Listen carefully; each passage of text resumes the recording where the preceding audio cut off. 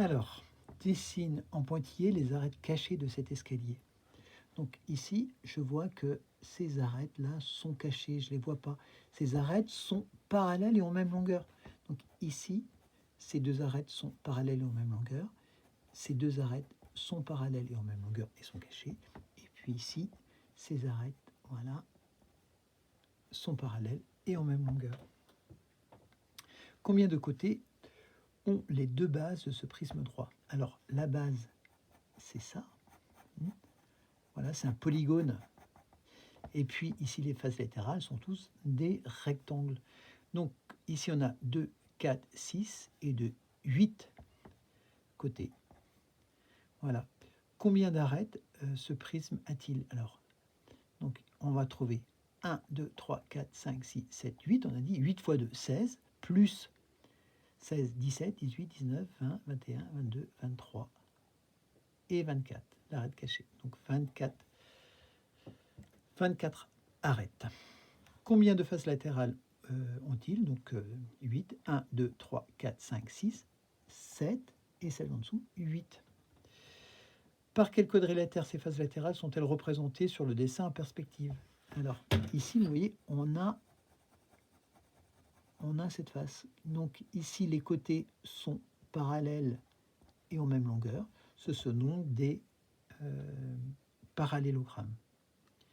En réalité, quelle est la nature de ces faces latérales? Eh bien, en réalité, ce sont des rectangles, mais en perspective cavalière. Eh bien, avec les arêtes fuyantes, ça va devenir des... Et l'angle qu'on va retrouver ici, ça va devenir des parallélogrammes. Que peut-on dire de la longueur des arêtes latérales de ce prisme droit? Eh bien, elles sont même longueur. Ici, voilà, elles ont toutes la même longueur, c'est 8 arêtes. Alors, la question 2. Alors, un prisme droit a pour base un triangle équilatéral. Donc là, j'ai représenté ce triangle équilatéral. Voilà. Et chacune de ces faces latérales est un carré. Donc si c'est un carré, la hauteur aura la même longueur que les côtés de la base, donc les côtés du triangle équilatéral. Voilà. Donc la longueur totale des arêtes est de 3,60 m. Quelle est la longueur de chaque arête? Donc j'ai 1, 2, 3, 4, 5, 6, 7, 8, 9. J'ai 9 arêtes. Donc 3,60 m, ça fait 360 cm. 360 cm divisé par 9, ça donne 40 cm. Voilà. Donc le prisme droit a 9 arêtes de même longueur. 360 divisé par 9 égale 0,40. Donc une arête mesure 0,40 m ou 40 cm. Un prisme droit à base triangulaire, donc là j'ai la base triangulaire, à une hauteur de 18 cm. Donc on va avoir 3 arêtes latérales de 18 cm. La longueur totale des arêtes est de 1,14 m. Quel est le périmètre de chacune de ces bases? Donc le périmètre de chacune de ces bases. On voit que donc j'ai 114 cm au total. Je vais retirer les 3 fois 18 cm et l'ensemble je vais diviser par 2. Donc je commence par la multiplication qui est prioritaire à l'intérieur des parenthèses. Donc 3 fois 18, 54. Je calcule ensuite ce qui est à l'intérieur des parenthèses. Donc 114 moins 54, 60 que je divise par 2. Donc P égale 30. Le périmètre de chacune des bases est de 30 cm. Alors, la figure suivante est une représentation en perspective cavalière d'un cylindre de 3 cm de rayon et de 5 cm de hauteur. Donc, je vais noter ici les 5 cm de hauteur. Voilà, les 3 cm de rayon des bases, ces bases qui sont des disques. Voilà. Donc, trace les segments AL et CL. Voilà, donc je les ai tracés. Quelle est la longueur de AC? AC donc, correspond au rayon, 3 cm. Quelle est la longueur de EF?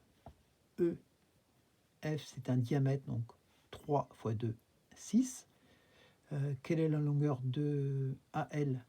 Donc AL correspond à la hauteur, donc c'est-à-dire 5 cm. Et quelle est la nature du triangle LAC?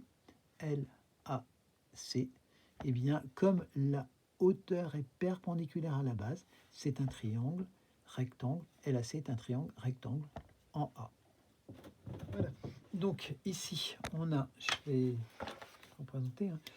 Voilà, on a au départ, on a ça, c'est ces arêtes qui sont visibles. Eh bien, je vais poursuivre par ces arêtes visibles, et puis il restera les arêtes non visibles qu'on va mettre en pointillé. Voilà. Donc ici, on avait ça au départ. Voilà, avec ce pointillé. Donc, voilà les arêtes visibles, et puis les arêtes cachées derrière. Alors celui-là était un peu plus complexe, puisque on avait ces arêtes au départ, et cette arête qui était en pointillé, c'est-à-dire qui est cachée. Donc ce qui veut dire que cette arête issue de ce sommet est cachée, ça veut dire les trois autres qui seront visibles, c'est-à-dire celle-là, celle-là et celle-là. Il me restera à rejoindre, voilà.